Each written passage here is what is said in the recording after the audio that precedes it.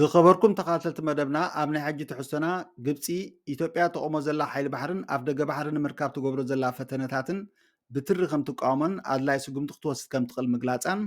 ከምኡውን ሞያዊ ፖለቲካዊ ትንተና ነቲ ትማሊ ቀዳማይ ሚኒስትር ኢትዮጵያ ንኣፍ ደገ ባሕሪ ኣመልኪቱ ዘስምዖ መደረ እቲ ዝቐርብ ትንተና ብናይ ታሪክ ምሁር ተመራማሪ ፖለቲካ ቀርኒ ኣፍሪካን ዝተገብረ ምዃኑ ብተወሳኺ ንሕብር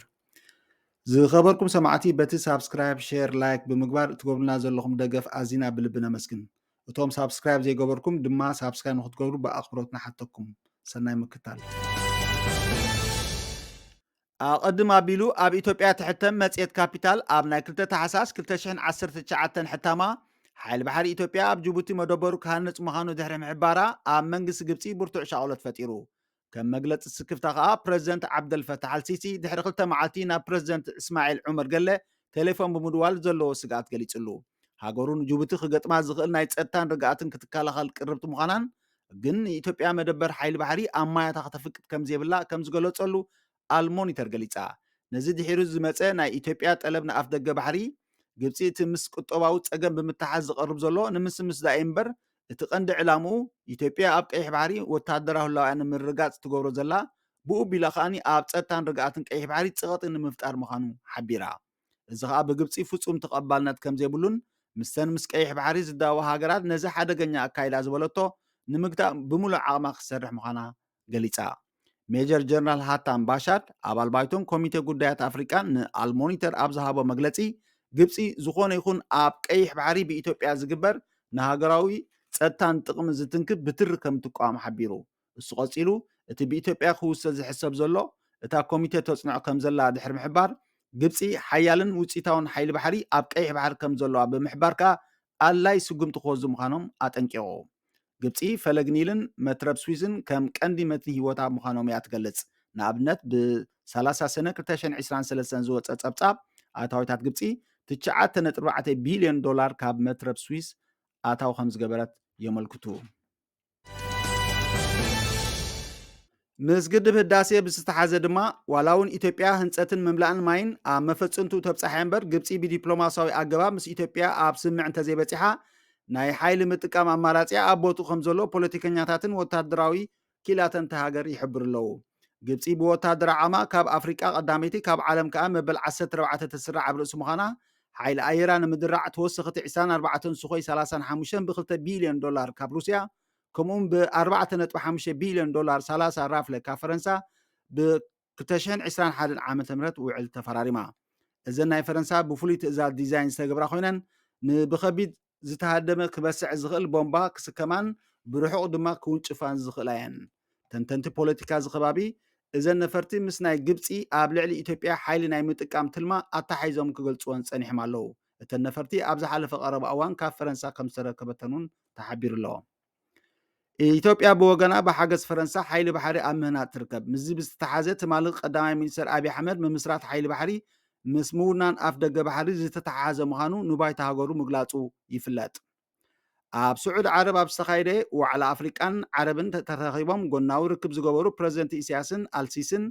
ሃገራቶም ኣብ ፀጥታን ርግኣትን ቀይሕ ባሕሪ ብሓባር ንክሰርሑ ልዑል ድሌት ዝተንፀባረቐሉ ርክባት ምግባሮም ይፍለጥ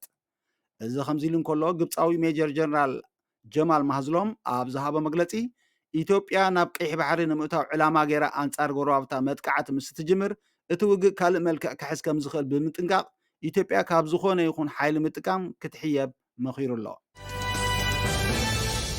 ክቡራት ተኸታተልትና ካብ ዝቐፂልና ቀዳማይ ሚኒስትር ኣብይ ኣሕመድ ትማሊ 14 ሕዳር 2023 ኣብ ባይታ ሃገሩ ቀሪቡ ኣብ ዘስምዖ መደረ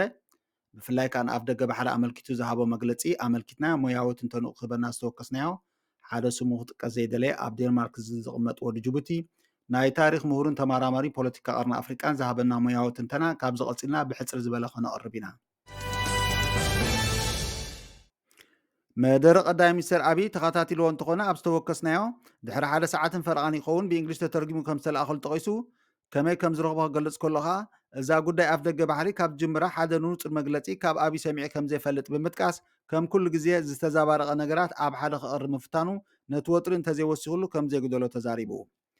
ብዛዕባ ቀዳማይ ሚኒስትር ኣብይ ኣብ ጅቡቲ ዘለዋ ሃገራት እንተተጋጨን ኢትዮጵያ ከዓ ኣማራፂ ወደብ ስለዘይብላ ኣብ ፀገም ክትወዲቃ ንዝበሎ ኣመልኪቱ ኣብ ዝሃበ ርእይቶ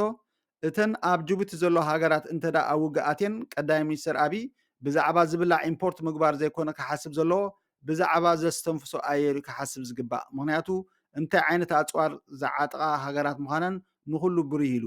ቀፂሉ እቲ ጉዳይ ኣቕላ ኣቢልና እንተርኢናያ ግን እቲ ሕቱኡ ኣማራፂ ወደብ እንተኮይኑ ፀገም ዘለዎ ኣይምኾነን ኤርትራ ትኹን ካልኦት ሃገራት ምተቐበሎ ምክንያቱ ምንጪ ኣታዊታትን ከምኡ ንዜጋታት ስራሕ ዕድል ዝፈጥረለን ስለ ዝኾነ ሓንጎፋ ኢለን ዝቕበሎ ምኾነ ድሕሪ ምባል እቲ ፀገም ዝመፅእ ዘሎ ግን ልዕላዊ ግዝኣት ሃገራት መሬትን ባሕርን ክወሃቦ ይደሊ ስለ ዘሎ እዩ ኢሉ ቀዳማይ ሚኒስትር ኣብይ ብዛዕባ ምምስራት ሓይሊ ባሕሪ ኢትዮጵያ ምስ ኣፍ ደገ ባሕሪ ኣተሓሒዙ ንዘቕረቦ ትንታኒኡ ክብ ከሎ ከዓ እዚ ሎሚ ብግልፂ ምዝራብ እንተዘይኮይኑ ኣካል ናይቲ ድሒሩ ዝመፀ ሕቶ ኣፍ ደገ ባሕሪ ምዃኑ ርዱእ ምንባሩ ገሊፁ እቲ ሕልሚ ካብ ወደብ ሓሊፉ ንቀይሕ ባሕሪ ዘለዎ ሃገራት ወታደራዊ ፀቕጢ ካብ ምግባር ዝተበገሰ ምዃኑ ብስፍሕ ዝበለ መግለፂ ምስ ግብፂ ብምትሓዝ ኣብርሂቡ ብዛዕባ መንግስቲ ጅቡቲ ናይ ኢትዮጵያ ሓይሊ ባሕሪ ከእንግድ ሕራይ ምባሉ ገለ ካብ ፈረንሳ ዝተዋሃበ መራኸብ ኣብ ጅቡቲ ምህላውን ኣመልኪቱ ኣብ ዝሃቦ መብርሂ እቲ ኩነታት ቀዋሚ ቦታ ንሓይሊ ባሕሪ ንምፍቃድ ከም ዘይመስሎን እንተኾነ እተን መራኸብ ካብ ፈረንሳ ምስ መፃ ግዜያዊ መፀጊዒ ዝተፈቐደለን እየን ኢሉ ብዛዕባ ግብረ መልሲ ናይ ግብፂ ኣመልኪቱ ከዓ ግብፂ ከይወዓለት ከይሓደረት ናይ ፀጥታ ስክፍትኣ ንጅቡቲ ከም ዝገለፀትላን መንግስቲ ጅቡቲ ከዓኒ ቀዋሚ ዓሰር ከም ዘይፍቅድ ንግብፂ ቃል ኣትያትላ እያ ኣብዚ ግዜ እዚ እውን ካብ ጅቡቲ ዝብገዝ ዝኾነ ይኹን ኦፐሬሽን ብሓይሊ ባሕሪ ኢትዮጵያ ፍቁድ ዘይምዃኑ ኣብርሂቡ ቀፂሉ ኣብይ ምስ ፕረዚደንት ኢሳያስ ብዝነበሮ ምውቕ ዕርክነት ኣፍ ደገ ባሕሪ ንምርካብ ዝፅግሞ ይመስሎ ከም ዘይነበረን እዚ ግን ካብ ሕፅረት ኣፍልጦን ተመክሮን ኣህጉራዊ ፀወታ ፖለቲካ ዝብገስ ይመስለን ድሕሪ ምባል እቲ ኣብይ ኣልዒልዎ ዘሎ ሕቶ ናይ ልዕላውነት ሕቶ ስለ ዝኾነ ብህዝቢ እምበር ኣብ ስልጣን ዘሎ መራሒ ወይ እውን ውድብ ዝውሰን ከም ዘይኮነ ኣስሚሩሉ ብዛዕባ እቲ ቀዳማይ ሚኒስትር ኢትዮጵያ ኣብ ቅድሜና ዘለው በሊዕና ወደብ ከነምፅ ኢና ዝበሎ ክዛረብ ከሎ ከዓ ብዛዕባኡ ብዙሕ ክዛረብ ከም ዘይደሊ እንተኾነ እዚ ከምዚ ዓይነት ዘረባ ካብ መራሒ ሃገር ይትረፍሲ ካብ ውልቀ ሰብ ክሰምዖ ኣሰካፊ ድሕሪ ምባል ብዙሓት መራሕቲ ኣብ ቅድሚ ህዝቢ ንዛረቦ ብፅሑፍ ቀሪቦሞ ዝመፅሉ ምክንያት ካብዚ ከምዚ ዓይነት ጌጋታት ንክድሕኑ እዮም ድሕሪ ምባል ቀዳማይ ሚኒስትር ኣብይ ከምኡ ዓይነት ከዘውትር ተላብዩ መፍትሒ ናይዚ ወጥሪ እንታይ ክኸውን ከም ዘለዎ ክምልስ ከሎ ድማ እተን ኣብ ዞባ ቀይሕ ባሕሪ ዝርከባ ሃገራት ብዝገብሮ ሓያል ዲፕሎማስያዊ ፃዕሪ ነቲ ሓደጋ ውግእ ከይጅመር ክከላኸልኦ ከም ዝኽእላ ኣገንዚቡ ከም ኣብነት ኢሉ ድሮቲ ፕረዚደንት ኢሳያስ ንዋዕላ ኣፍሪቃን ስዑድ ዓረብ ተጠቂሙ ዝገብሮ ዘሎ ዲፕሎማስያዊ ፃዕሪ ምናልባሽ ኣብ ዝሓለፈ 30 ዓመት ኤርትራ ኣብ መዳይ ዲፕሎማሲ ዝረኣያቶ ፃዕሪ ብኣብነት ዝጥቀስ እዩ ድማ ኢሉ እቲ ውግእ ብፀቕጢ ዲፕሎማሲ ክግታእ ሙሉእ ተስፍኡ ድማ ገሊፁ ስለምክታልኩም ብልቢ ነመስግን ሳብስክራይብ ንክትገብሩ እናዘኻኽርና ንሕጂ ዝበልናዮ መደብ ኣብዚ ንዛዝም ኣብ ዝቕፅል መደብና ክሳብ ንራኸብ ሰሰናየ ንምነኢልኩም